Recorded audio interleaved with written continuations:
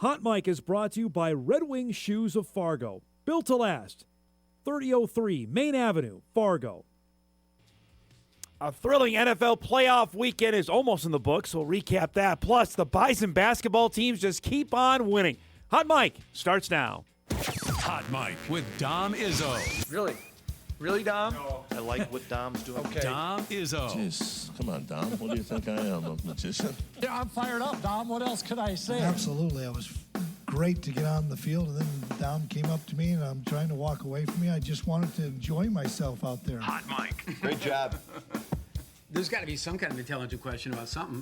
Coach Dom Izzo, WDAY in Fargo, North Dakota. Can you give me a layup or something? Hot Mic. Presented by Northwestern Mutual. That program is second to none. On the networks of WDAY. You know, if it's not about sports, I find it very hard to concentrate. Here's Dom Izzo. Good Monday morning. Welcome to the Holy Cow edition of Hot Mic on WDAY Extra, KSFL TV. Good morning to our friends in Sioux Falls, KNBN in western South Dakota, and all parts in between at Inforum.com. Happy Monday, everybody, the 12th of January. The sun is out. Going to be a beautiful day weather-wise. Let's go for the middle of January. We'll take that 10 out of 10. Hope you had a great weekend. Nice to be back in the big chair here on a Monday. We got an overreaction Monday we'll get to over the next couple of hours. For those that have football teams that are still playing, first off, I'm incredibly jealous that you actually have football teams that are relevant in the middle of January. For those that had their seasons ended over the last 36 hours, full sympathies there. Hey, at least your team made it. There are others that have been eliminated since September, so you've got that. We'll get to the NFL rollout here in just a little bit. We got one more game tonight with the Steelers and the Texans set to go at it for the final spot in the divisional round weekend that begins on Saturday. A lot to unpack from the weekend.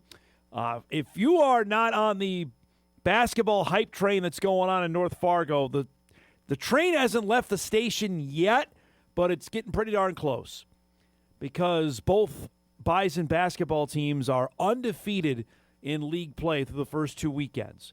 4-0, sitting on top.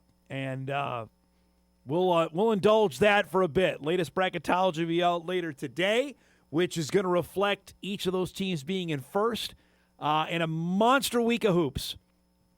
I know people will roll their eyes and say, Dom, I want to know who the Bison football team is doing in the portal, or Danny Freund is coming back to coach UND's offensive coordinator for next season, and that's all fine and good. But I'm here to tell you that the basketball teams are pretty darn good. And this week alone, the Bison, the Bison men have South Dakota State coming up Wednesday night. Note it's a Wednesday game. And then St. Thomas on Thursday.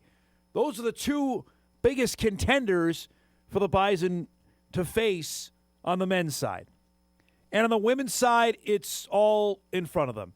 They have the Jackrabbits on Saturday in Brookings. And that's a team they have not beaten since Barack Obama was the president of the United States. Okay, it's been a little bit since he was president. It was 11 years ago was the last time the Bison beat the Jacks. So that is what we have on tap this week. When we'll hit that heavy and hard over our 5-day sojourn this week to get you ready for each of those games, including that Bison Jackrabbit women's game coming up later on in the week. NDSU has the mini bye on the women's side, meaning they have just the one game. The Jacks have to play on Thursday and then come back. And granted, SDSU has not had any problem with playing anybody in the league for the last 3.5 years, but as Amy really pointed out during our broadcast Saturday, this might be a different Bison team that's heading down to face the Jackrabbits on Saturday. More on that coming up later on in the program today. As we sit here on Monday, we are T-minus 4.5 days out from officially the college football portal closing.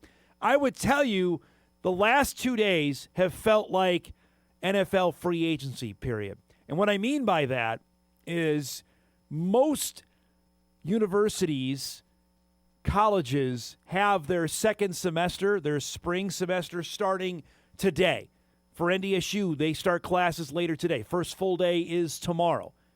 UND the same. So if you want to be part of spring football, you got to sign as in yesterday or Saturday. So my Twitter timeline was blowing up with guys making deals or making it official where they're going to go. And NDSU is part of that. They have basically firmed up their football roster. Doesn't mean they're not going to lose anybody yet. There's still 4 or 5 days to go on that part of it. But if you want to be part of spring football, which begins in late March at NDSU, you got to be here now. School's starting. Can't wait till next week or middle of next week. Is too late on that. You could sign, but I don't think you're going to be able to participate in spring ball. So that was interesting. I'd like to get some more numbers out of this. I mean, the numbers are staggering amount of players that are in. It's over 4,000 that are there. Not all of them are obviously going to find spots, but the rash of this now without the April window is intriguing. And I want to spend some time on that coming up later on in our second hour of the show. So that's all coming up here on a busy Monday. And we'll get Sam Herter will be here to unpack the week that was from FCS football, from his trip to Nashville with Montana State winning the championship. Illinois State has had a newsy week, as has the national champs. We'll dive into that coming up later on in the show. But let's start with a quick recap of the games that went down yesterday. And again, if you needed any reminder of why the National Football League holds its spot with what it does with the American sporting public, I'll give you the 5 games we saw this weekend. The 2 games Saturday were fantastic. They came down to the very end. And the 3 games yesterday, we had no blowouts, which is, again, offering the rating numbers are going to be astronomical, that anything that they throw out there seems to be a hit, because we didn't have that in the college games, certainly not Friday night. Bills-Jags to start. Josh Allen and Buffalo might be the pick du jour to win in the AFC. They took a late lead on that touchdown pass. Trevor Lawrence in Jacksonville came in as the hottest team going. Hits a touchdown here to Travis Etienne, makes it a 24-20 Jacksonville lead. Buffalo, though, with under 3 minutes to go. Allen to Brandon Cooks, who's still got some juice in him. Beautiful throw. Gets down to the Jacksonville 20-yard line. Here is a play right out of the Bison playbook. Their defensive coordinator, as you know, is former Bison Bobby Babich. There is Allen pushing the pile down to the 1-yard line for a 9-yard run. He scores here to give the Bills the lead with a minute to go. Jacksonville has one last chance. They are out of timeouts, so they got to make some, and they got an unbelievable kicker, but Lawrence's pass is picked off by that Babich defense, and the Buffalo Bills. I got another text message from the one Bill I know. He's pretty pumped that they're getting a chance to move on. They'll play the Denver Broncos next week. The middle game featured the 49ers facing the Eagles. Tricky 49ers. Jawan Jennings, who's a former quarterback who was highly rated over Joe Burrow and over Lamar Jackson, throws that to Christian McCaffrey for a touchdown to give San Francisco the lead. The teams trade field goals. Brock Purdy was really good. Here on this last drive on 3rd down, hits McCaffrey for a touchdown. That gives the 49ers a 23-19 lead. Philadelphia, can they get one last drive against a bad 49er defense, a beat-up 49er defense? Here on 4th down, Hurts hits Dallas Goedert, pride of Havana, North Dakota, for a first down. Here now late in the game, it's 3rd and 11. This one in the hands of Devontae Smith, but can't come up with it. So it's 4th down and 11. They need it. Hurts' pass is tipped away by Eric Kendricks. Why can't the Vikings find any players like him? The 49ers knock off the reigning Super Bowl champions 23-19. San Francisco will get a rematch with Seattle next week. The late game between the Chargers and the Patriots.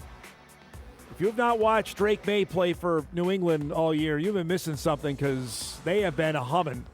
I'm not saying that the Patriots of old, but man, they look like it. This was a defensive battle filled with field goals. It's 9-3 in the fourth when May hits Hunter Henry on a beautiful throw for a touchdown. That gives New England some breathing room on a 28-yard score, makes it 16-3. Justin Herbert has yet to win a playoff game. That record is still intact. He got the ever-loving you-know-what beat out of him last night. This is a tremendous play with his legs to keep the Chargers on the field. But that Patriot defense is legit. And the Chargers' offensive line was bad. He gets beat up here. The ball is fumbled. The Patriots recover. New England actually gave it back to the Chargers after they fumbled. So with 2 minutes to go, LA's got one last chance, and Herbert again sacked here just on a bull rush right up the middle. The New England Patriots get their first playoff win in 8 years. They beat the Chargers 16-3. They will host. Vrabel got a bloody lip. He was so excited. Either the Texans or the Steelers next weekend. So the updated bracket is set outside of one piece of this. On the NFC, it's a third time as the charm for the 49ers and Seahawks. Each team won on the other's field. In fact, Seattle just beat San Francisco last week. Now the winner gets a spot in the NFC title game. The Rams will play the Bears. That game will be on Sunday.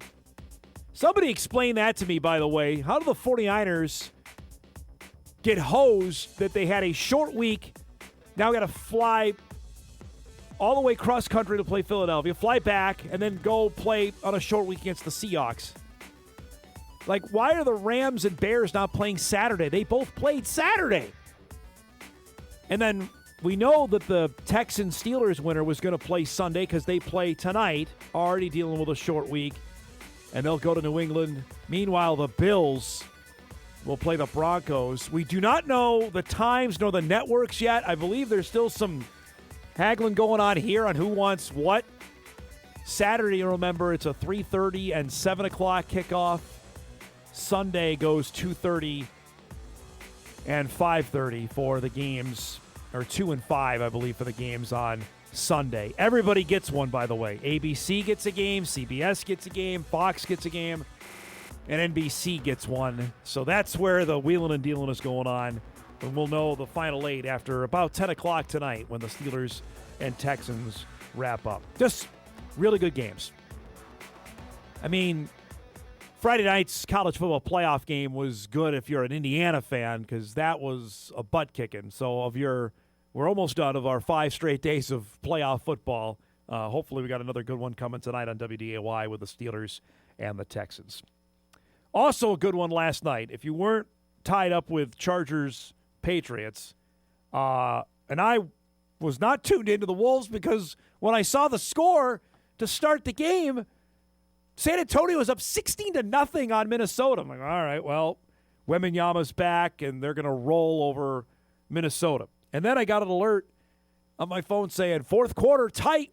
Timberwolves are got it back within 2. I'm like, what? So then I did flip it over and caught the end of the game at Target Center last night, which was a fabulous game between two of the NBA's very best. We'll pick it up here in the third when Wembanyama is – this is the play that's unfair. Literally, he can take one step and be at the – well, that's what happens when you're 7'4". Can lay it in on Rudy Gobert. They're up 14, but the Wolves came back in the fourth. Dante DiVincenzo just takes it away, cans the 3. Now it's a 6-point game. 5.5 to go in the fourth. Ant with a step-back 3. Now it's a 4-point San Antonio lead. Same score. Here comes Ant. Freight train down. Now it's a 2-point San Antonio lead. Now we're tied at 98. Watch Edwards over De'Aaron Fox. That is a tough shot. 2-point Minnesota lead. 20 seconds to go. San Antonio up 1. Edwards goes around Wemby and scores. Minnesota up by 1. They matched up Wembanyama on Ant. San Antonio, though, one last chance. Wemby is short with that over Randall. The Spurs get another look to win the game. That's bricked. And Minnesota comes back from 19 points down and beat San Antonio. This seems like a win. I know it's mid-January that maybe we've put this one in our memory books. Like, all right, that's pretty darn good. Edwards with 23. This is on the back end of a back-to-back.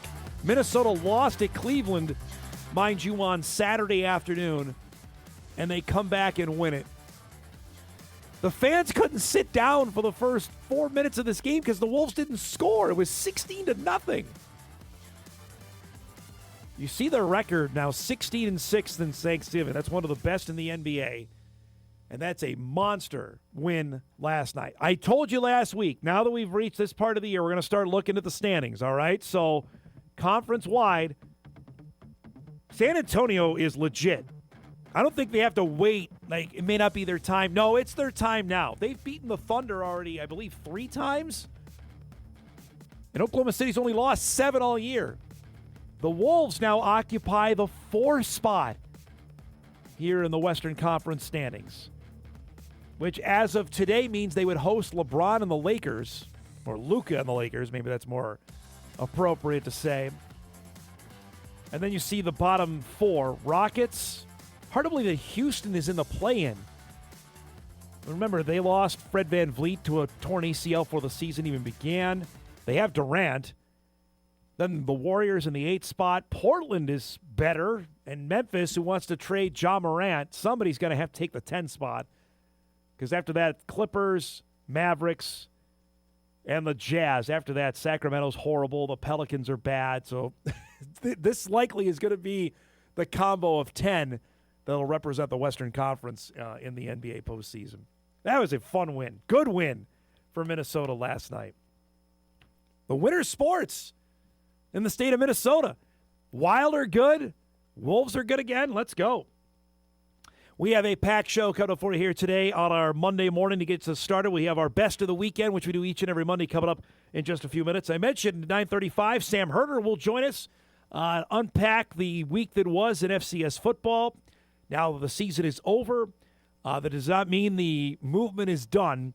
Quite a bit, including our guy Jax Leatherwood. SEMO quarterback is heading to Tennessee Tech. Found that out yesterday. We'll chat with Sam about a bunch of topics coming up at 9:35. At 10 o'clock, Jeff Kolpack will be along to chat some NDSU basketball, some Bison football news as well. We'll do that at 10 o'clock to start our second hour. And speaking of Bison football, the NDSU is finished, I believe it's transfer hall. They added 8 guys. One of the 8 is coming from the NAI ranks. Anthony Okes will join us from Montana Tech. Interesting backstory to Anthony's journey to Fargo, including, which was a supposed visit to Grand Forks, and then it ended up being a detour to Fargo. He's ended up transferring to NDSU. You'll hear from him at 10:35. That's our guest lineup today, brought to us by Northwestern Mutual. That and a heck of a lot more here on a busy Overreaction Monday. We'll take our first break. We come back. We'll salute our best of the weekend. A repeat visitor is there. The University of Jamestown ain't waiting around in its first year of D2 basketball. That's coming up when Hot Mike returns.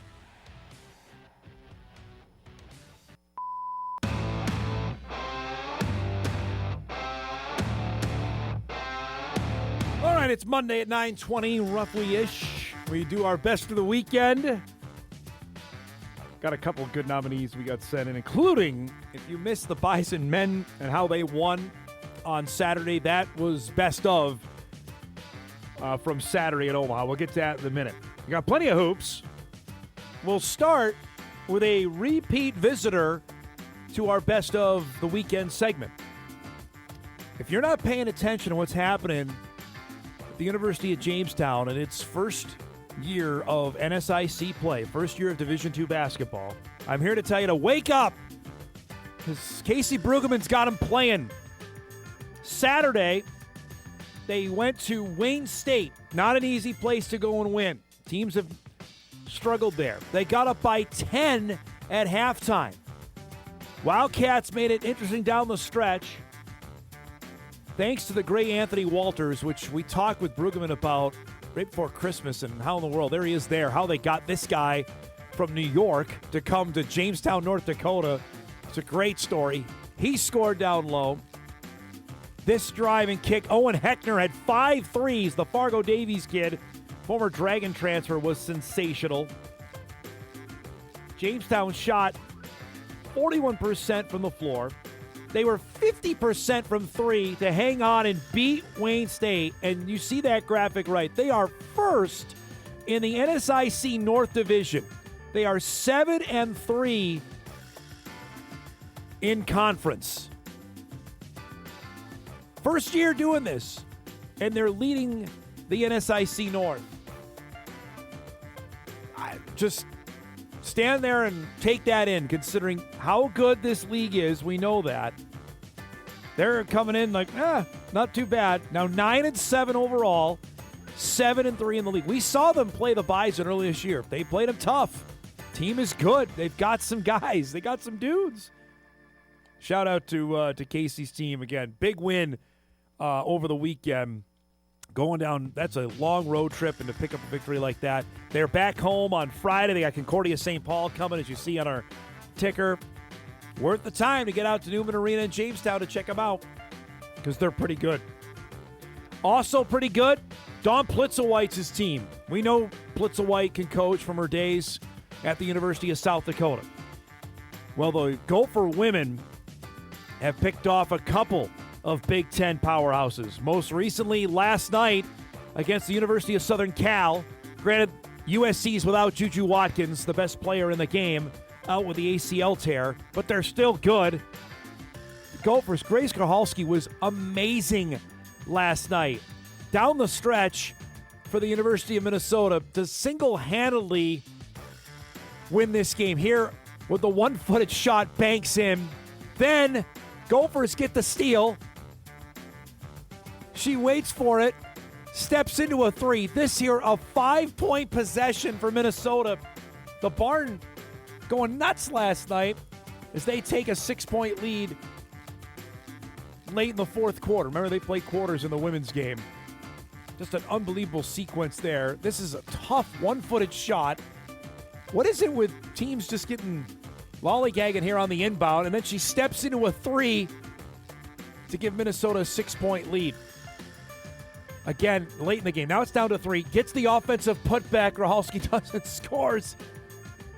That puts Minnesota up by 5 at that point. They would make their free throws down the stretch. USC would get a shot off here. Granted, they're down 4. The three doesn't hurt you because they needed more. Gophers win it 63-62. Grahalski goes for 25 points. Gopher women are in the mix. They very well could be ranked when the latest rankings come out later today. In the Big Ten Conference, which is all of 18 teams, as we well know, Minnesota now 3-2 in league play, 12-4 overall. They would be in the NCAA tournament if it were to start today. So would the North Dakota State women, by the way. Here's who they've beaten in Big Ten play. First off, they lost to Maryland by 1. Maryland's ranked in the top 5, I believe, of women's basketball right now. They clobbered Indiana, lost by 10, and Michigan is right there with Maryland. There's, I believe, in the top 10, 7 of them are out of the Big Ten Conference right now. They hammered Northwestern, and they beat USC. Now, a biggie they got coming up Wednesday night. They got UCLA at the Barn. UCLA is in the top 5. We'll see how they fare there, but Plitzowite's team is playing really, really well right now. Speaking of playing well, tip of the hat to David Richmond's team. The Bison men had a comeback on Saturday, similar to what we saw like what the Wolves did last night. They were getting hammered at Omaha. They were down 14 points to the Mavericks in the first half. Old friend Lance Waddles is hitting shots. It's a corner 3. This hammered out here put Omaha after the foul up by 10. But the Bison just kept sticking around late in the first half. Travion Carson drives and scores. Second half, Trayson Anderson, a little baseline up and under. We're seeing him grow up right in front of our eyes. Riley Massey, the freshman, hit a couple of big threes off the bench. Bison were just hanging around, and they finally started making shots. Here's Trayson with a hammer. Now it's a 5-point lead with 8 minutes gone in the second half. Massey had 2 monster threes in the second half. Put the Bison within 4. It's 61-56 Omaha. Damari hits a 3. Now it's a 2-point game at 61-59. We still got a half to go. Offensively, Bison were on fire in the second half. Here's Noah Feddersen hits a 3. Now we're tied at 64. Omaha, Tony Osborne is still there making shots. Hits that one. Mavs go back up by 3. Same score. Next possession. Andy Stefanowicz, little around the world. Kick out. Feddersen, the extra pass to Tay Smith. It's a 3. Now we're tied again at 67. Really good mid-major basketball game on Saturday. Omaha up 4. Look at how deep Smith is here. Drains that. Bison back within 1. It's 73-72. 90 seconds to go. Same score. Trayson, drive, waits out his guy. Bison now have the lead at 74-73. Get another stop. Damari into the paint. This is his jam. Little mid-range jumper. Bison up 3 with 23 seconds to go. Going to be hard to lose this game, right? Well, Omaha gets a crazy possession here. Watch this. The ball's going to go all around. Like they're going to lose it. No, they save him going out of bounds. Osborne just puts it up, and of course he makes it. Tied at 76 with 6 seconds to go. Bison have a chance. Inball the ball to Damari. Watch this. Nobody picks him up. Goes and scores at the horn. Bison win it. Nobody picked him up. Like Tyus Edney. 1995 NCAA basketball tournament for UCLA. Watching, I mean, literally, Wheeler Thomas goes by everybody. Nobody picked him up. They didn't want to foul. I don't know. They must have been too afraid to do that. Bison win it. 78-76. An absolute steal of a victory on Saturday. Now, not pictured is what they did defensively in the second half. They were tenacious there. Their offense started getting going right at the end of the first half. In a game they had no business winning, they did.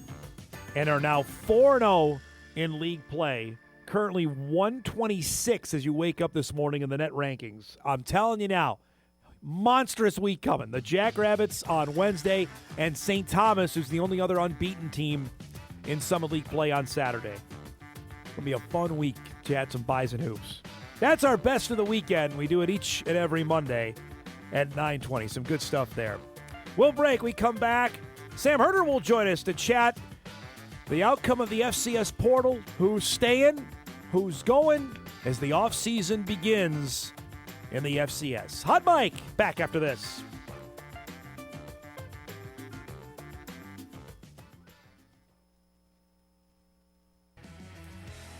Well, welcome back, everybody. Monday morning show off and rolling. Here from new Bison defensive end transfer Anthony Okes coming up in about an hour. We start our Mondays.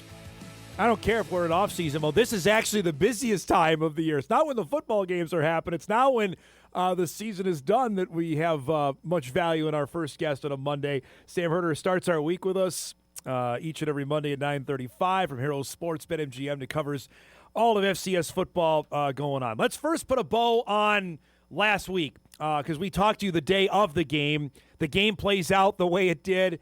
Nashville was a tremendous host. The game was what it was.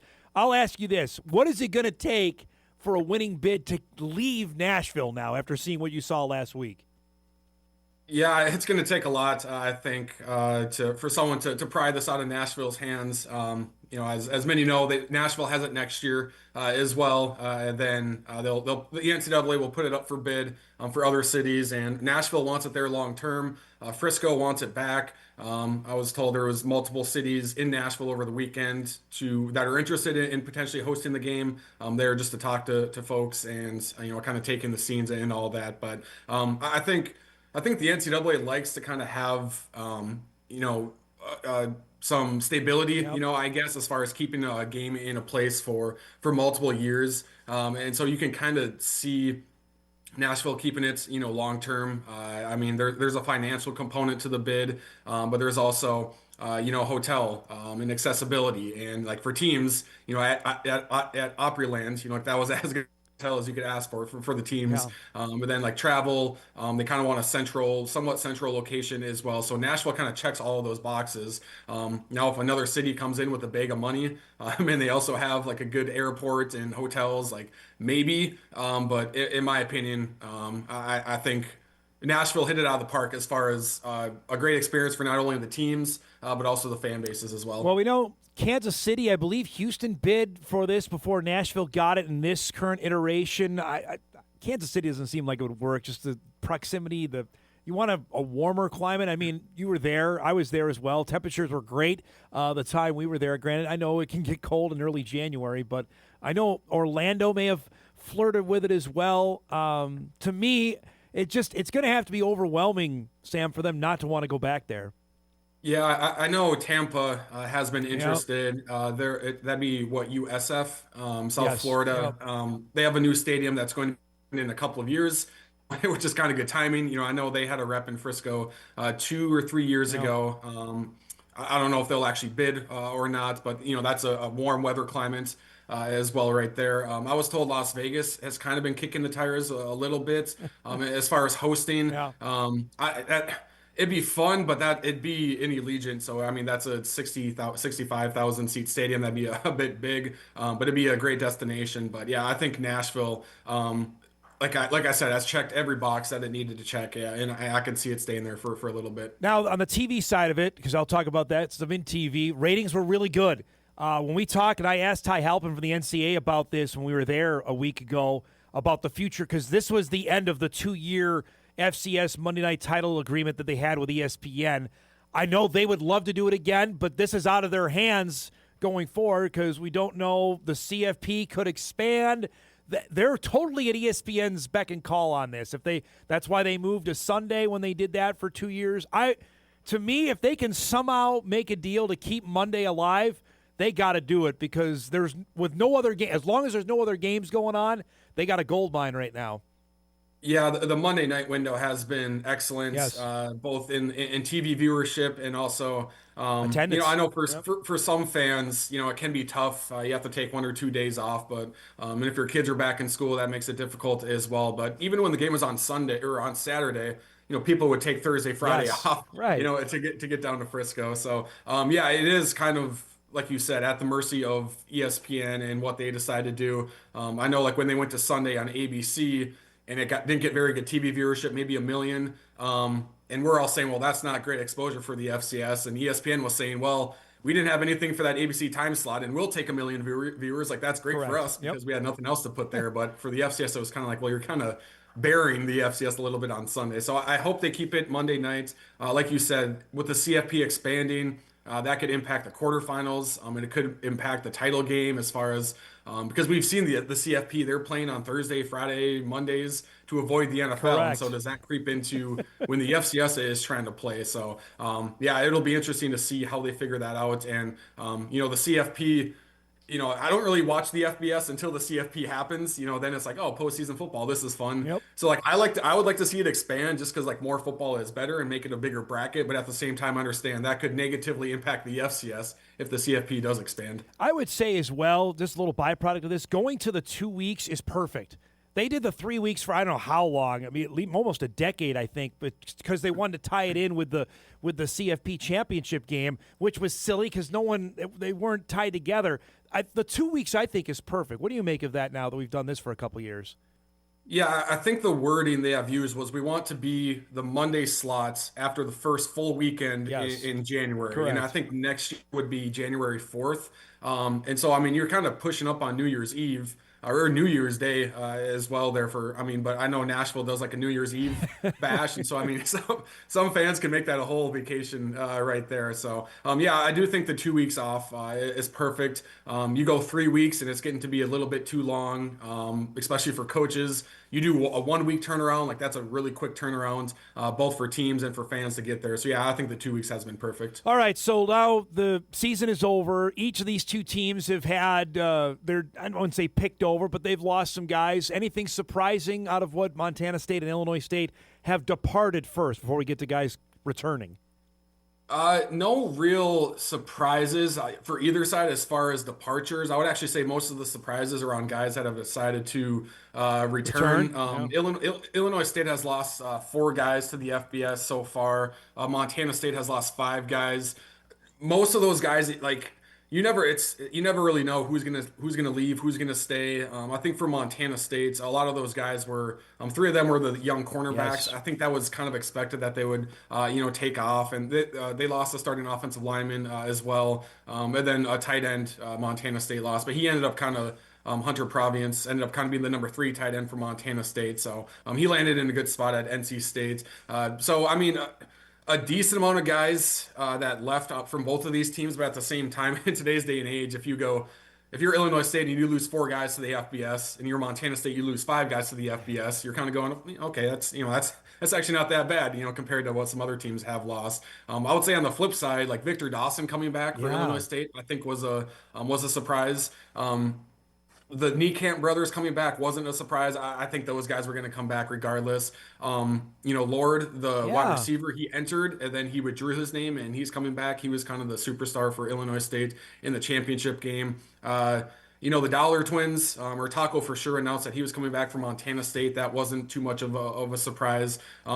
Still, I mean, Adam Jones, we're still kind of waiting on, but he's a Montana native. I think you kind of assume he's coming back. I think the one guy that a lot of people are waiting on is Justin Lamson, the quarterback. He was just a junior this last year, spent most of his time in the FBS before finding a good home for the Bobcats. I mean, I don't know. It's one of those things where, like, if he just doesn't say anything, you just assume he's coming back. But at the same time, if he hasn't announced officially that he's coming back on social media, then, like, is he still waffling? Who knows? Some guys honestly have the mindset. What they've told me is, like, I plan on coming back. I don't need to make an announcement. I'm coming back. Like I don't need to do all that social media stuff. I'm coming back. So, but I know some fans want to see it in their own words. So I think Lamson is kind of the big one that we're waiting on this week. We're watching videos, Sam, of what Lord did, and it's so similar, I thought, to Bryce Lance's performance against Montana State in the title game the year prior, where he went crazy and everyone watching the game because there's no other games on, thinking, well, got to go find number 5 and see how much money we can get him. And Lord went in the portal a couple days later, and you're like,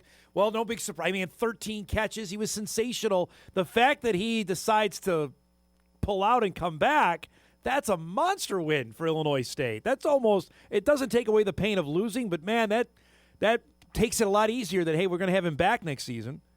Yeah, and you couple that with Victor Dawson coming back as well, and that's very positive for Illinois State. And I was talking to someone at Illinois State, and they were kind of surprised because Coach Spack has kind of had the mindset of, like, once you're in the portal, we're not going to welcome you back. Like, best of luck, but we've already moved on. That's an open scholarship. We're moving on how to fill that. Some schools are kind of different. Like, if some guys will enter the portal and things don't work out, and they'll welcome them back. But it's kind of a slippery slope right there. And I'm sure each situation is situational. As far as what happens once a guy gets in the portal and all that. But I think some coaches maybe are rethinking a little bit as far as, like, if a guy goes into the portal just to test things out, then decides to withdraw and come back to the team. I'm sure he probably talks to the players as well as far as, like, hey, this guy wants to come back. Like, how are you feeling about it? Would you welcome him back in the locker room, or would it be, an issue? So those conversations are probably, always happening. But yeah, it's very, very good for Illinois State to get him back because I think he was just a redshirt freshman. Correct. This last year, so he's going to have a really good year as a sophomore next year. I was interested. I would mention this off the top of the show. I'm sure your timeline was filled with guys making their announcements because the second semester for most schools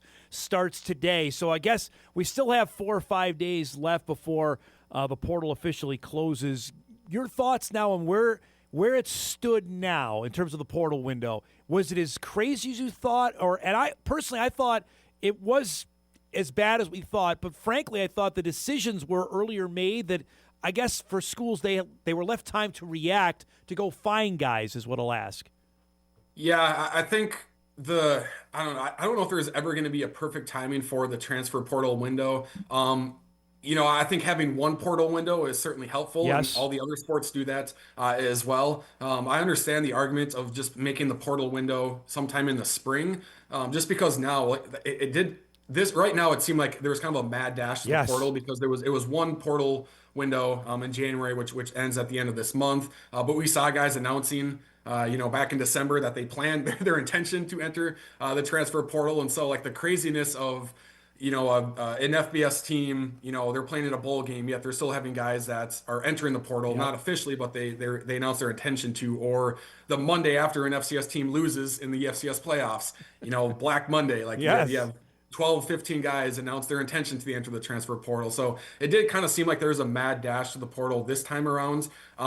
It was pretty hectic, but it's kind of hard to compare it to past years. It's kind of a blur of all the guys that leave, but one thing that kind of stands out is all the guys that decide to stay. Yeah. There's been a handful of standouts that have decided to stay, especially at the quarterback position. And so on one hand, you could maybe go, okay, there's a mad dash to the portal. Some guys made rash decisions. On the other hand, I also think there were some guys that said, like, this is all kind of a whirlwind for me. I have a full scholarship. I'm getting a little bit from the NIL collective or from revenue sharing. I'm starting, I'm getting some NFL buzz. I'm playing a lot of reps. Like, let's just stay where I'm comfortable. I know the system. If I have 2 more years left, if I want to transfer next year, let's do that. But I also feel like some guys also kind of sat back and be like, okay, this is kind of madness right now.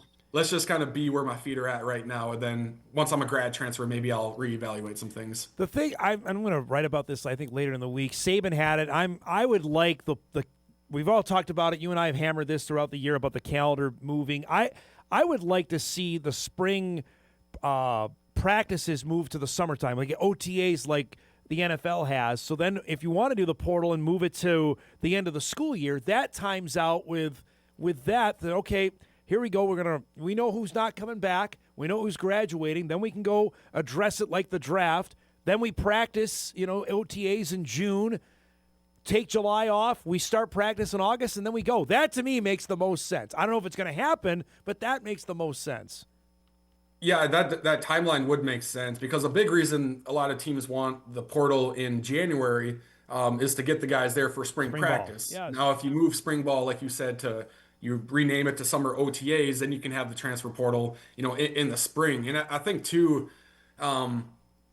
school-wise, I know not a lot of people think of the school-wise, but like allowing a guy to finish their spring semester, Yes.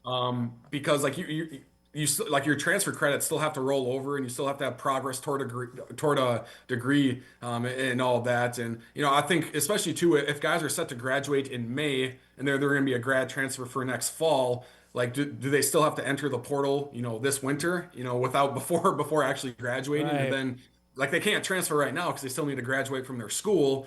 And then once they actually can go to their next school, maybe all those spots are filled out. And so, yeah, the timing wise, I don't know if there's ever going to be an ideal spot, but it does seem like moving it to the spring would make life a lot easier. Yeah, that's something that's going to get tackled this offseason. I joked when you came on that now that the season is done, this is actually the newsy time. So I'll ask you what couple storylines you're going to follow here in the offseason that we should be paying attention to over the next few months.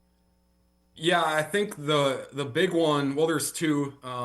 There's realignment. Yep. There's always realignment, in the news, whether that's, FCS to FCS or, D2 to FCS or FCS to FBS. Nothing would happen for the 2026 season, obviously, but if you want to join a new conference in 2027, usually June 1st, 2026 is your deadline because that's more than a year notice to your conference and you'll pay less of an exit fee. So what type of realignments will we see? That's something to keep an eye on. I don't know if it's going to be as hectic as previous years. It kind of seems like most FBS conferences are kind of set with their membership right now, especially at the Power 4 level. Like they seem to be set for a while, and usually that's the big ones, and the dominoes fall from there. And then the probably the biggest storyline is what's going to happen with the FCS playoffs because back in September, we reported about the private entity wanting to take the FCS playoffs out of the NCAA and run it as its own private entity, which is the exact same concept as the college football playoff. Those conversations are still ongoing because FCS commissioners, ESPN, the NCAA, Sequence Equity, I believe it's called. Like those are 4 groups that are all talking right now and throughout the season of like, how would this work? Does it make sense? How would the money work? Would there be a buyout? So there's a lot of conversations going on right now. I still don't have a good sense of if it's going to happen or is it not going to happen, but I just know that the conversations are still ongoing as far as, what are the pros and cons of this potentially happening. Yeah, just sniffing around on that as well. There's still a lot of questions on it. I think there's some intrigue to see if it could happen, but right now there's way more questions than answers on what the private equity and where the money comes on this. Yeah, I think like the overall concept makes sense of because the FCS playoffs has had a lot of success over the years with TV viewership and social media engagement, and so the mindset from the FCS is we think we can actually make some money off of this. And when you're under the NCAA, the women's basketball is just starting to make money off of their tournament, and they should have probably been doing so a few years ago. Yes. So when you're under the NCAA umbrella and you're lumped with all these other baseball and softball and volleyball and women's basketball and wrestling, like it's hard to it's hard to get, what is the FCS playoffs worth? Could we be making more money off of this? Could we maximize more advertising dollars? And that's hard to do when you're lumped with all the others. And so the thought was, Sequence Equity would inject some money into it, but they would also help, maximize the TV dollars and the revenue that could be made, and then that could be dispersed among the FCS. And so I think, I was kind of, when I first heard about it, I was like, I don't know, that seems like a big risk. And then talking to people, and talking to some commissioners who are usually, kind of risk, averse, I was like, okay, I could see this work.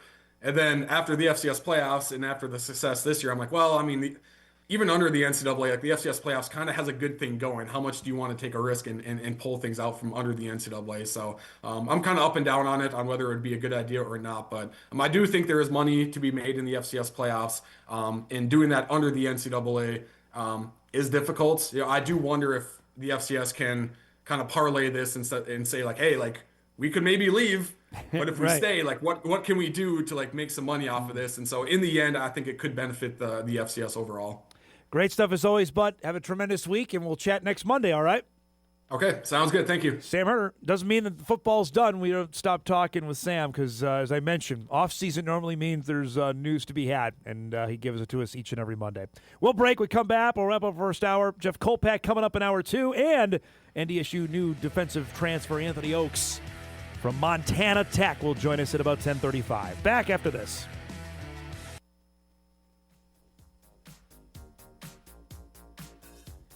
All right, 1 hour in the books here on a busy Overreaction Monday. We come back. We'll start hour 2. Jeff Kolpack on deck. Anthony Okes coming up as well. Hour 2 of Hot Mike begins after this.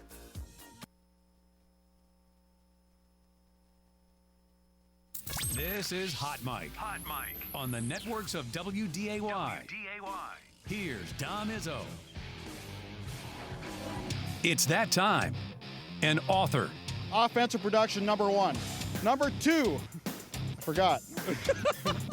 Golfer. It'd be like going on a 3-person best shot, and we were saying, Kolpack, you got to make a 25-footer every time. You wouldn't putt first. I'd have Tim putt first. And one heck of a TV personality. This game is for the Cooper Cup. It's the Forum's Jeff Kolpack. 4! I should have yelled 2. All right, here he is, everybody. Jeff Kolpack joins us each and every Monday. His appearances are brought to us by Northwestern Mutual. How's it going, Matt? Fine. How are you? I'm doing okay. Ready to start a new week. I'm interested in a couple of topics here. You wrote a column on Friday on the NCAA actually siding with the institutions, at least originally, denying a couple of waiver requests. One is Ole Miss quarterback Trinidad Chambliss, who his appeal for a 7th year of eligibility was originally denied. Of course, now the lawyers are going to get involved in this. I imagine that will be overturned, and he will be granted the year of eligibility because that's how this goes these days. I am intrigued the fact that they actually decided to side with the institutions. That has not happened. No. In over the last, I'd say, 2 to 3 years when waivers have gone up for debate. So maybe they're giving it the old college try one more time before they get the appeal goes through and they lose. They've been losing, which is really causing most of the chaos. Well, and that's interesting because if Chambliss ends up losing this, then he's going to have to turn pretty quick to get ready for pro football. Which I assume he's probably doing right now anyway. One way or the other. Right. If it's going to be for another year at Ole Miss, which is quasi-pro as it is. But they didn't explain why he needs or deserves this extra year of eligibility very well. It was something to do with some health thing. Yeah, he didn't necessarily. He didn't have a doctor's note. But basically, it didn't boil down. He didn't get the timing of the note at Ferris State when he needed it, rather than he got it at Ole Miss. The timing of it. Well, is if it's legit, then he probably will win the appeal if it's just based on a timing thing. Yeah, I'm intrigued to see how that plays out. I had an email actually to ask you on what you thought of your old pal Curt Cignetti and performance on Friday night. Indiana is a machine right now. It's just crazy. I can't wrap my head around it. I know we talk about it every week. Indiana was so bad. Indiana was the worst college football program in the history of the sport until this season. Yeah, one of my best college friends just retired as a VP at IU about a year or two ago. And, of course, I had to tell him that since he retired, they got good. Maybe you had something to do with that.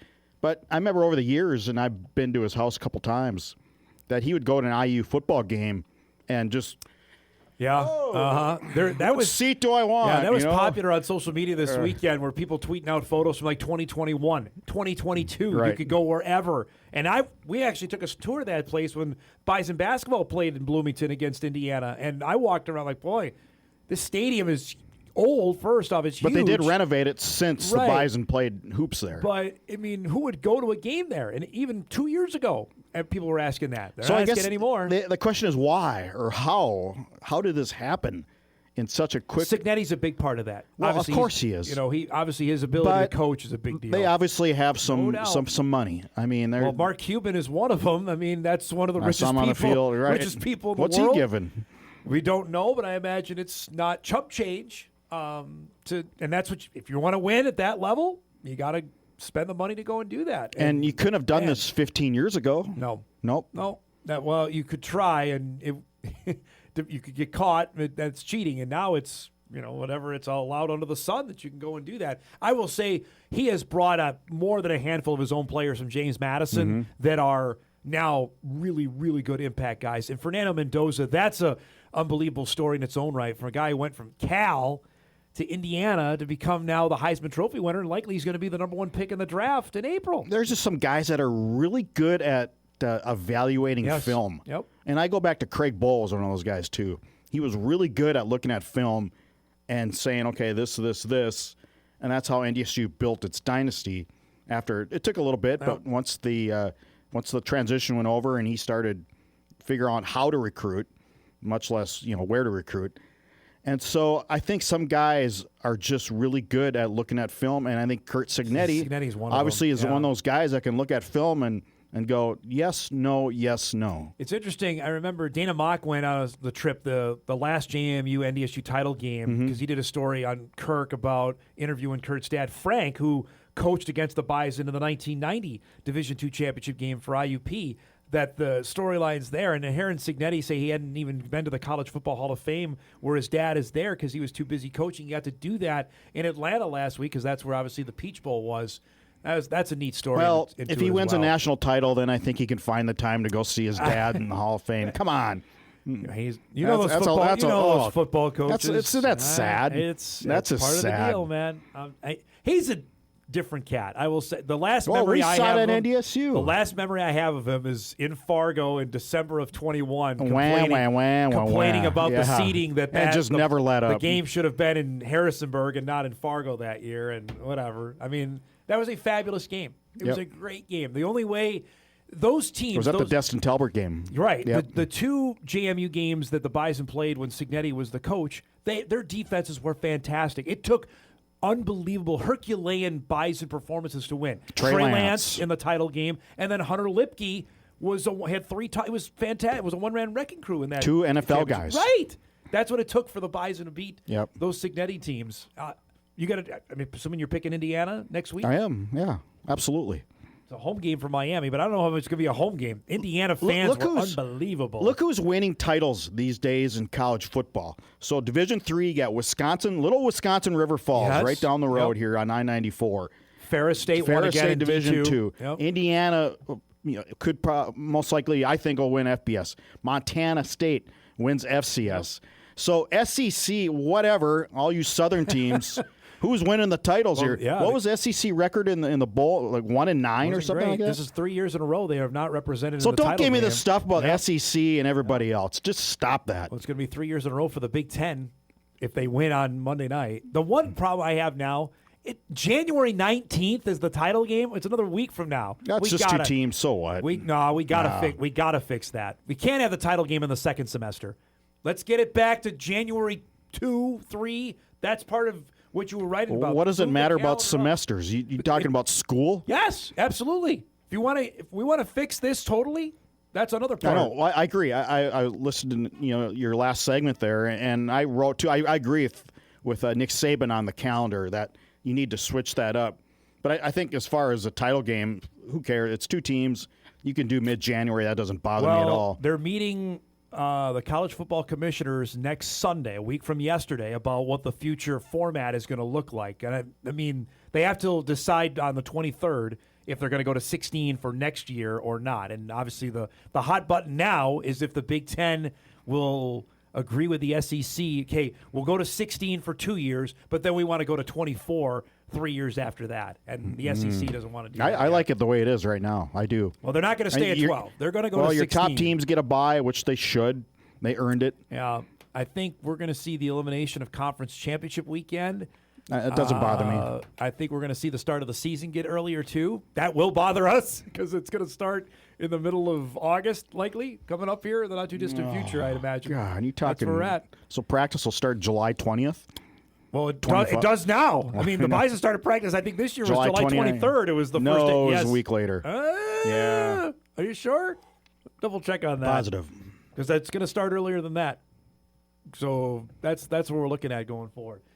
So here we are. We have 5 days left, counting today, of the portal. Yesterday seemed like it was free agency day, that everybody was trying to, because the second semester starts today at a lot of places, so you got to figure out where we're going to go. Can the Bison breathe easy that the portal bleeding is over? Easier, for sure. Easier. I think the bleeding has stopped. And I did the story on the contracts that they signed. Yes. I didn't know really what kind of contracts they signed. It's pretty comprehensive stuff that you're talking about here. A lot of lawyers on the university side putting this together. It's not a lot, but enough. And putting together the language that these players who sign NIL agreements, meaning they get money directly from the athletic department. I mean, that's no 3-page, okay, here it is. No. There's a lot of language in there. Oh, my goodness. Well, it has to be nowadays. I mean, considering what was trying to go down to the University of Washington. Again, at the same week. time, is it binding? Probably not. I was mean, gonna say, right. if some player's getting $10,000 from NDSU, you're probably not going to go after it. How much are you going sue. to fight that, right? And do you really want that reputation of having to fight that? Maybe. But University of Washington, that's what I wrote about. Now, granted, that wasn't $10,000. That was $3 to $4 million. Probably. So at some point, good for the schools to start fighting back on that. And oh, by the way, the quarterback goes, you know what? I'm committed. Yeah. and that, honestly, some lawyer said, you may want to. Right, but you're probably going to see one that's going to go the other way. Say, you know what? No, I don't care if I signed it. I'll fight this in court, and we'll see what happens. I imagine that's probably not off in the not-too-distant future either on that. So all told, then, the Bison will have lost 8 guys out of this. Which about Montana State lost about 7 or 8, I believe. After last year, yeah. So far, they're about 4 or 5 right now, Okay. starter-wise, that they've departed. If I would have told you that on December 7th, the day after the Bison lost to Illinois State, Not surprised. That number would okay. Yeah, that's what you I said. think if they would have made the title game, it would have been maybe a couple, 2, 3 fewer. Probably. And interesting, the guys that went in with, I think, Bo Johnson, right decision. Had a plan. $1 million. Yep. Whatever, somewhere around that area. Toby Anene wants to play at the Power 12. Yep. Hardy had things pretty lined up. Yep. Eli Osick, I'd say, had a plan. Going to Iowa, going to make some money. Absolutely. And Caleb Bauer is long snapping at Florida State. Yeah. Hey, all right. Absolutely. Did a good job here, and now you get the opportunity to do at the SEC level. Fraley, going to get paid well at Michigan State. Yep, had a plan. Okay. Jalen Duffy, will you play much at Central Florida? I think with the coach he has there, yes. Maybe? I do. Well, he's got a connection there, obviously. Will Johnson knows him well. I think Keith Alexander, did you get what you thought you would have got going into the portal? So, Delaware? Yeah. Delaware is going to. That's not a. I think he could have. In my mind, I don't know this, but he perhaps could have made more here. Potentially, yeah. He certainly would have been a starter and would have been compensated for being here for 3 years. Absolutely. That to me. And so now you're going to Delaware, the Conference USA. Yep, that's poor That's advice. not really that great of a program right now at FBS. Nope, that's not a move up. Nope. That's poor advice. But you got to let. You see that every year. Yeah. That's unfortunately you've seen it now where more than a handful of guys that have left here to say, and was that really a move up? Unfortunately, they got to go and make those decisions. It's these scumbag agents that tell these kids what they want to hear. They tell them they're better than what they are. There's offers out there. You'll get it. Yeah. Oh, yeah. Well, yep. Alexander gets Delaware. And you know what? Maybe he was ready to go here.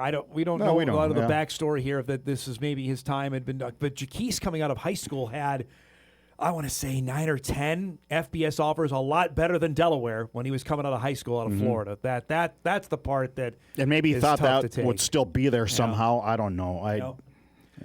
The email comes in. Dom, can you talk about the two specialist editions? Yeah, the Bison added a long snapper and a punter because Sam Knoll, who was the punter, went in the portal yesterday. So Caleb McGrath from University of Minnesota is I would say the future plans. Aaron Bickerton has another year left. That McGrath, who's punted at the University of Minnesota. Now, does he have a redshirt year? I didn't even look into his bio. He has 2 years left to punt there. And they got a long snapper out of the NAI ranks. Olivet Nazarene. Yeah.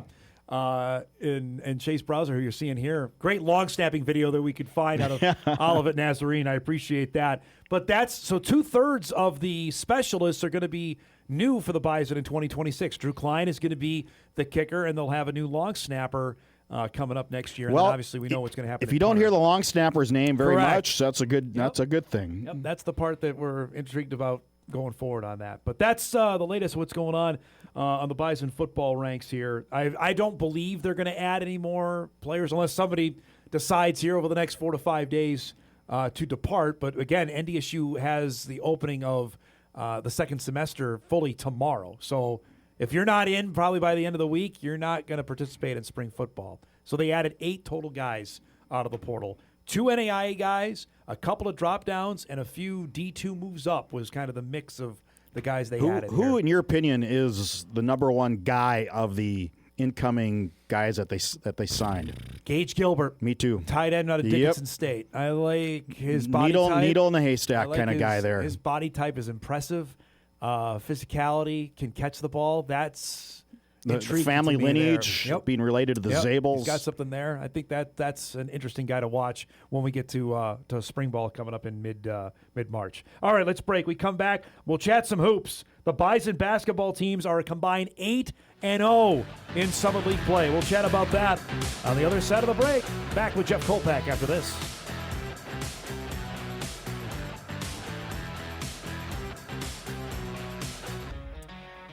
Answer, by the way, July 30th was the opening day of Bison Fall Camp. I told you. I can tell you this year will be July 22. Because they have their first football game at the end of August at San Antonio against the University of the Incarnate Word. So first of all, your hardcore station manager tells me to take my cap off.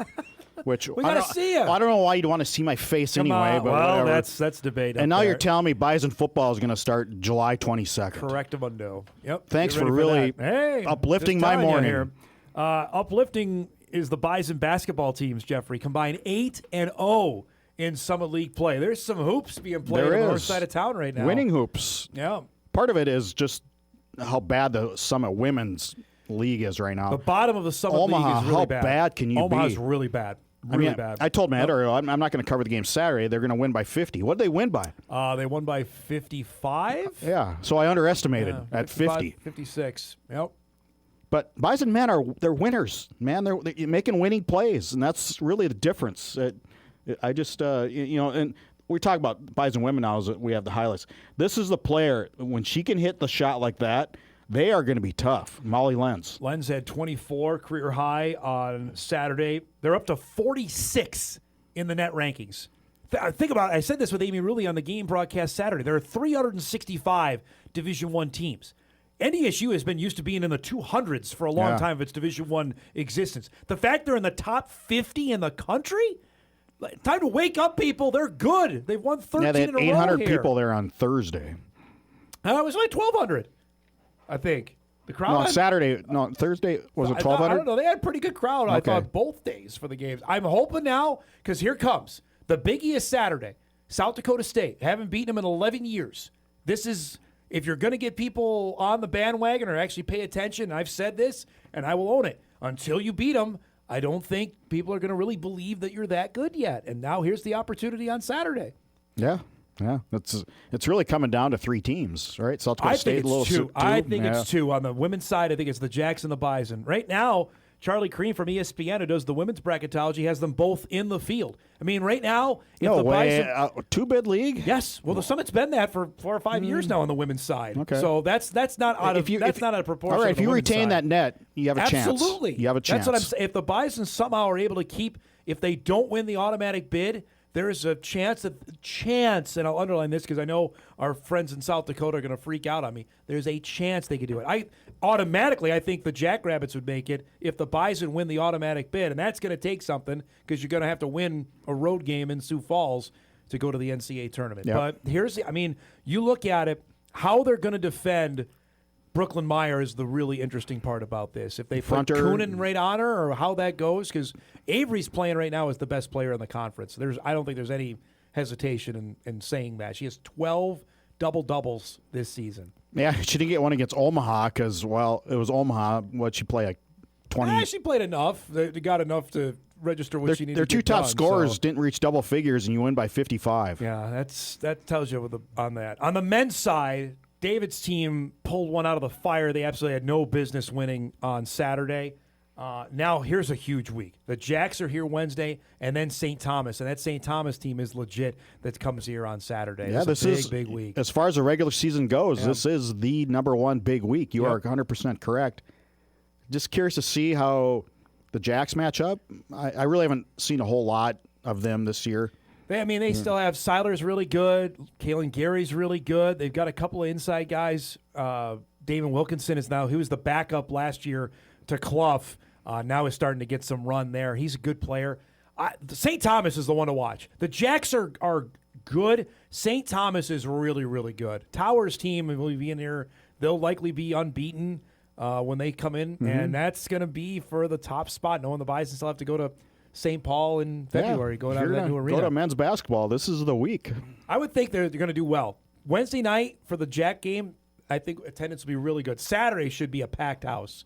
If not, then they failed on getting people's attention. Are you and on this McFeely right going to do the drive for 5 this week? I don't know if we need to do that for St. Thomas, but let's see. Winning alone should bring people out. You know this from all the years you've covered NDSU. I think the fact when you have teams that are winning, and now, Frank, the school will be back in session. Thankfully, the Jackrabbit game isn't being scheduled when the students aren't here, so way to go on the Summit League on that. Was there any sarcasm going? I've done that for 3 or 4 years. I've hammered Fenton on that for doing it. And I know it's sensitive deal, but he runs the league.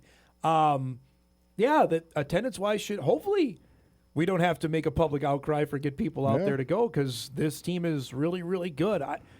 Damari being back, I don't know how much we underestimated having a healthy Damari Wheeler-Thomas back for the Bison men. Because he's been hurt the whole time he's been here, essentially. I think he came here, didn't he have to sit out right away? A broken leg he got. And just never really recovered from that and didn't realize that until this year. And he's been way better than I thought he would be. Yep. Dynamite. Trayson Anderson is growing up He's right before our Yes, eyes. he is. The last 3 games that he's come in, actually 4 because he started the South Dakota game on New Year's Eve. What he's done in Summer League play, that's cause to stand up and pay But they've attention. added the pieces. I think Markai Strickland's fantastic. Yes. Athleticism inside and just... Travion Carson's the one. To me, he was my second guy. He's the guy that's making them go.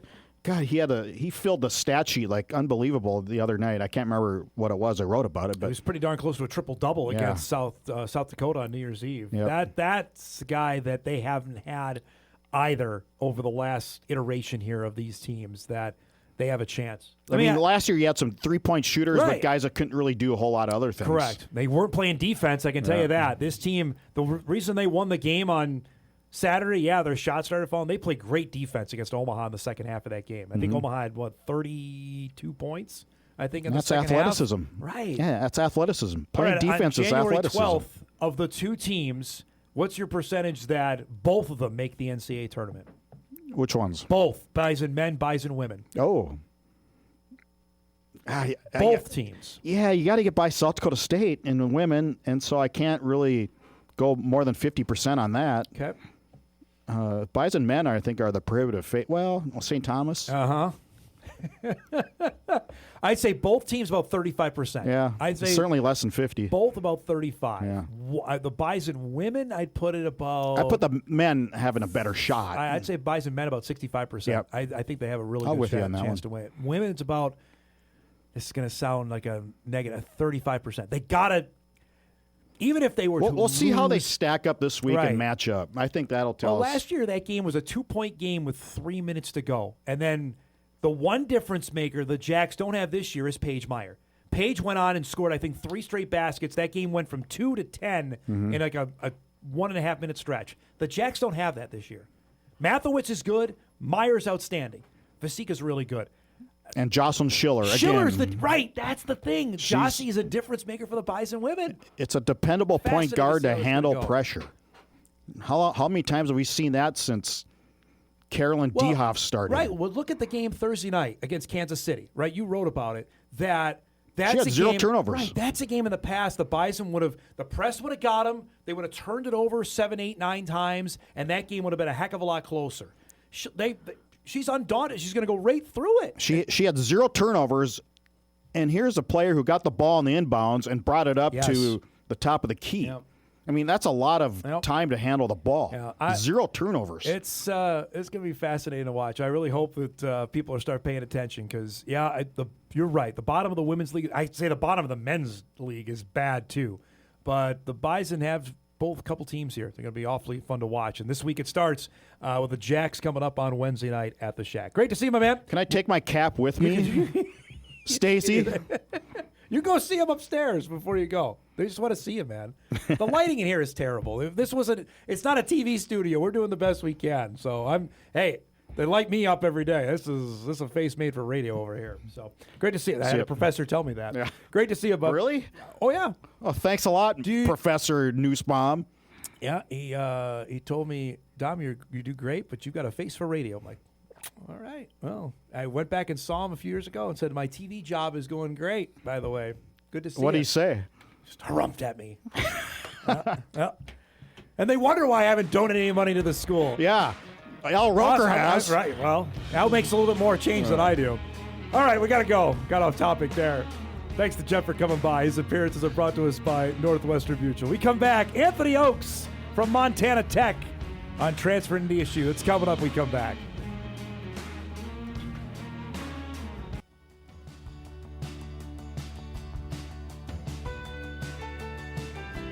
Welcome back, everybody.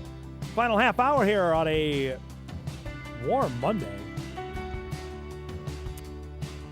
So we talked about it off the top of the show here that the additions are likely done for the Bison football team heading into spring football now for 2026. I believe the head football coach is going to join us this week to chat about what's been going on here and the additions and the departures that have gone on with his football team. One of the additions comes from the NAIA ranks, the second player that the Bison have tapped into out of the NAIA.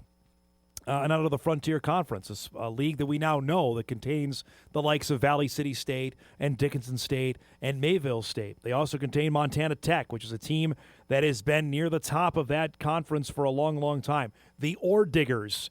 And the Bison went into those ranks for a guy that, frankly, was blowing up once his name got out there. He had 6 other Missouri Valley Conference schools interested in him, including the University of North Dakota, including Illinois State, including Southern Illinois. Anthony Okes is the young man's name. He plays defensive end, and he is transferring and will be a member of the Bison football team in 2026. I had a chance to catch up with him this weekend to chat about how this went down and the surprise of how wanted he was in the portal once his name went in there. I kind of was, just because I was a little underlooked out of high school. I only had my junior year of film. So the 3 offers I did have were 2 NAI schools and a D2 school out of North Dakota, UMary. So I decided to go with Montana Tech, and here we are. Now, that's no chump program. I know you guys are really good. So describe going there, and was it a plan of, I'm going to go here for a little bit and then maybe my name will get out there, or what? Did you have a plan like that at all? You know, I'm the type of guy to go with the task at hand. I didn't even think about going into the portal until the season was coming to the end. So, I mean, I just wanted to go there and improve as a player and really bring Montana Tech to the next level. And you know what? I feel like we all really contributed in this last season. I just got some good stats, you know. But I'm just super grateful for the opportunity Montana Tech has given me, and, of course, North Dakota State. So what clicked this year? I know you had a good year last year, but why this year did you go off in your mind? So in my mind, I feel like I had better weight management. So I came in as a middle linebacker at Montana Tech and transitioned to a defensive end. So I had to put on a good 35, 40 pounds, somewhere around there. And redshirt freshman year, that was a little newer weight. So it could have been a little bit more fluff, not as much lean. So I did feel like this last season, I was a lot more athletic and a lot more capable at the weight I was at, and a lot more confident in the position I was at. So I'm just overwhelmed with joy with the opportunities I have in front of me. Did you play with your hand in the dirt in high school, or were you a linebacker in high school? Yep. So I was a middle linebacker all throughout high school. They put me back there, and I just felt like it was the best position for me because you could run around and make tackles all around the field, and I felt like I was a pretty damn good athlete at CMR. So, I mean, it's just great to be back in the green and gold. So what was that transition like of playing up front and rushing the quarterback? I've talked to other defensive ends. They say it's the best. So let me ask you your thoughts on that, of making that transition. I truly feel it's the position I'm supposed to be at, and the position that I can continue going forwards. And the transition was honestly pretty easy, just because at linebacker you get a lot more scope of offenses, and you're kind of the leader of the defense, so you get to kind of be command out there. And I just felt like my athleticism transitioning from middle linebacker into defensive end has definitely helped me out quite a bit. So you head into the portal, and then give me your thoughts there. Your phone blowing up, and how were you taken aback with the amount of Division I interest you had? Yeah, so there was a lot of anxiety going into it because I didn't talk to any schools prior to entering the portal, so that's where there was a lot of uncertainty of, do you even know where you're going? Do you even know the path set in front of you? And I'm somewhat of a religious guy. I'm a Christian. I believe the path God has set in front of me has given me the opportunity to go to this next place. And I really just took a chance on myself to be able to do the things I want to do and just chase my dreams. So when did NDSU come into the mix, and tell me what stood out, what you knew about? I know you knew about them, but what stood out when they got in the picture? So it was relatively late. We talked to Coach Littlejohn, the defensive ends coach, about it, and what the situation was, I was going to take a visit to University of North Dakota, and he hit me up the day before we were going on the flight there and said, we're interested in you. We love your film, and we would love to bring you down here and check it out. And in my mind, I was like, okay, well, I'm already going to North Dakota, so might as well make it a round trip. And I did, and I loved the culture. I loved everything that NDSU has to bring to offer when it comes to alumni, when it comes to the opportunities ahead of time, when it comes to jobs, the landscape eventually, and the people I'm surrounded by. That's my main thing. Is I love the people that I was surrounded by at Montana Tech. So I kind of got a good feel of what a program should be and the people that make a program successful should be. So I just can't say how grateful I am to have the opportunity to go here and meet such great people that support me all the way. I feel overwhelming amount of support when it comes to the community. I mean, I couldn't even get on the plane until without getting hugged and talked to from everybody. So it was a great experience. Defensive end, that position, and where your role would fit in there. So yeah, I'd be a bigger guy. I'm confident to play out, a little bit of a wide 9, but the defensive line in the film that we've watched, honest to God, I felt like it clicked automatically with me. I love the way they do things down there, and I do feel like it's an easy transition coming from Montana Tech to the Bison D line, just because of the scheming of how it's ran and how they treat their defensive ends and inside men too. So I feel like it'd be a great connection. They talked about maybe possibly getting a little bit in the 5 technique and getting inside, and especially with pass rush and those certain things. So I'm just super excited to get started. But you know what? My main thing with coming to NDSU is I'm an NAI guy. I got kind of a chip on my shoulder being undervalued at a level, and that's nothing to say that NAI is anything to shake a stick at. You get up there with some of the top teams, and it's some good ball we play. So I just feel like my main thing coming into this place is I'm nothing but a grind mindset. I'm doing anything I can to contribute to the community and to NDSU, and I'm just grateful for the opportunity that's set in front of me. If I would have told you 3-4 years ago you'd be playing Division I, would you believe me? You can call this cocky.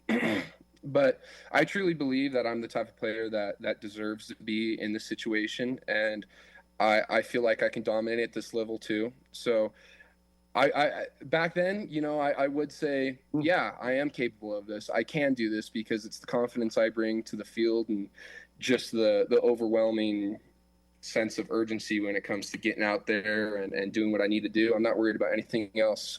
And that contributes to my decision to NDSU. Is I'm leaving my girlfriend home for about a semester until she comes down with me, and I've been always pretty close to family. Family's about an hour and a half away. Now they're going to be 12 hours away, and you know what? I'm okay with that. I'm here to play ball. I'm here to do what I need to do to become successful and contribute to NDSU. That was my next question. So what's this turnaround like? Because I know they start school next week. So what's these few days like? It's a little hectic. I'm going to have to hop on a plane and catch the team meeting on Sunday. So we get that all figured out. And we already got the housing situation figured out, which is awesome. I'm living right next to the campus on it's I think the Bridges, which it's awesome. I'll be with some guys on the football team, and it'll be fully furnished. So it's an easy transition in that aspect. The fact, Anthony, how they developed guys, how big a deal was that guys have come in here and developed and had a chance to play professional football? It was a huge aspect. We walked the walk where we saw every NFL guy. They had at least a guy on every team. Got to see Carson Wentz all over the place, which was awesome. My dad's an Eagles fan, so of course he was in awe.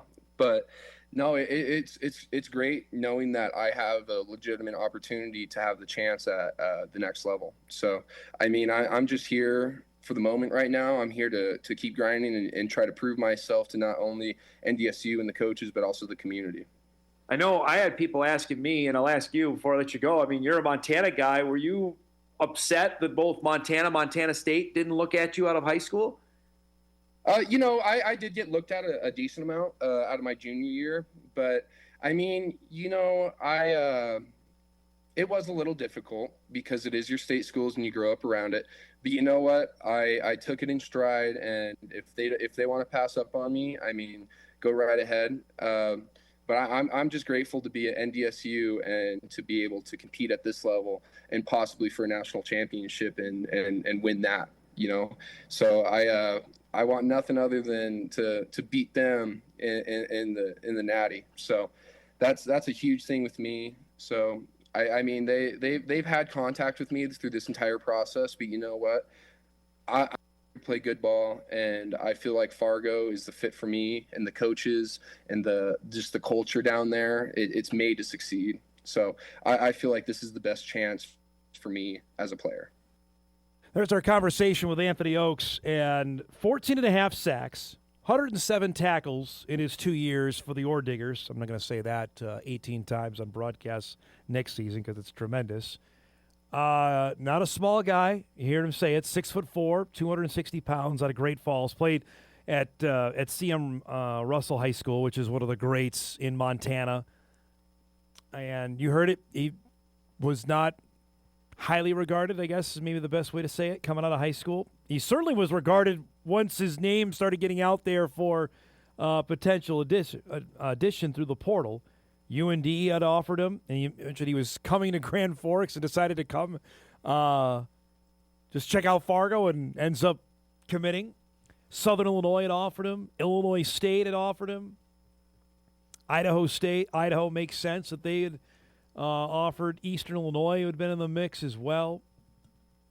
So, to me, the guys that are the NAI ones are always the interesting ones because we've seen them come up the very top of that class and really perform well at the FCS level. And frankly, at a spot where the Bison are looking for not only depth, they're looking for guys to perform, to go out there and play.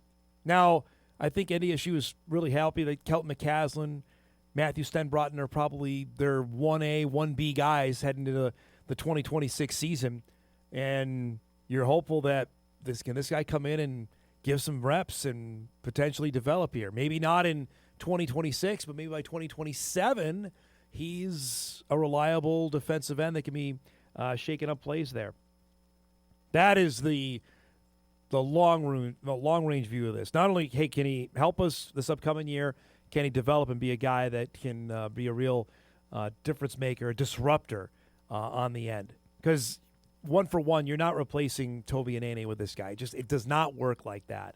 And I think finally, FCS fans are starting to wake up like, okay, we should just go get a guy, replace the All-American we lost with a drop down. It does not work like that. So we'll see. But that's of the 8 guys now that NDSU has added that to the portal here in this window to replace the 8 that have now departed and after the regular season, or actually after the season ended in early December. We'll take our final break. We come back. We'll wrap things up here on a Monday. Get you ready for a dynamite way to start the sports week. We'll do that when Hot Mike wraps on WDAY Extra after these messages. All right, wrapping things up here on a Monday Spectacular. Tomorrow, NDSU men's basketball coach Dave Richmond will join us. I believe we may have South Dakota State men's basketball coach Brian Peterson tomorrow. If not tomorrow, Wednesday, which is the game day. So looking forward to that. We're going to have a busy week of basketball stuff here, knowing full well what's on tap with both the Bison Jack men and the Bison Jack women's game. Normally, AJ joins us every year. I would anticipate we're going to get him later in the week as well, in anticipation of the Jacks-Bison matchup coming up on Saturday afternoon. That's a 2 o'clock game. I will save my usual rant about how bad the scheduling is for later in the week, because the Bison game with St. Thomas is at 1 on Saturday, and the Bison women's game is at 2 against South Dakota State. Just be better. It's 2026. We have to have the games going on at the same time, because invariably people are going to watch the men's game, and that's just not fair. The women's team is pretty good. I'd like to watch it. I'm going to be broadcasting. I'm going to have the game on next to me on press row, and I don't care if people see it's on. I'm going to be following it. It's the best game of the year in the league. Fix it. Let's see. Dom, the NFL makes dumb decisions about when the games are played. Why were the games in southern cities, Carolina and Jacksonville, played at noon, and games in northern cities, Chicago and New England, played at night? That makes no sense. Look for the same again this coming weekend. I can tell you why. Television did that. They know that there, first off, be way more eyeballs on Packers-Bears than there would be Panthers-Rams. We talked about that last week. Every network wanted the Panthers or the Packers-Bears game, and Amazon ended up getting it. That's why it was played when it was played. As for yesterday, Eagles 49ers was going to get that middle time slot. Somebody's got to play at noon. And that would be Jacksonville, because Jacksonville is the smallest market of those teams. Now, granted, it might have been the best game of the 3 yesterday. Granted, the Eagles 49ers game went down to the wire as well. But that's how they make those decisions. It's based on eyeballs. If I was a betting man, before we know, we'll find out after the game wraps tonight, I'd say Seahawks 49ers will be Saturday at 3:30. The Bills-Broncos will be the primetime game Saturday night at 7. I bet you on ABC, by the way. The Patriots against the Texans or the Steelers will be at 2 o'clock Sunday, and then Rams-Bears will be at 5:30 Sunday night on Fox. Let's see how close to right I am on that when we find out tonight. Time for some What to Watch before we get out of here. I have no inside info on that. I'm just guessing. What to Watch brought to us by our friends at Northwestern Mutual. Here we go. Steelers-Texans tonight, 7:15 on WDAY to wrap up Wild Card Weekend. The winner gets New England. The Wild are back in action tonight with the New Jersey Devils in town. 7 o'clock on FanDuel Sports North, and some college hockey tonight. Getting ready for the Beanpot. BU and Harvard, 6 o'clock on ESPN+. Our thanks to Anthony Okes, to Jeff Kolpack, and to Sam Herder. If you missed any of the show, you can podcast it later today at Inforum.com. You can watch a full replay on WDAY+. Thanks so much for starting your week with us, everybody. Have a great Monday. We'll see you back here tomorrow.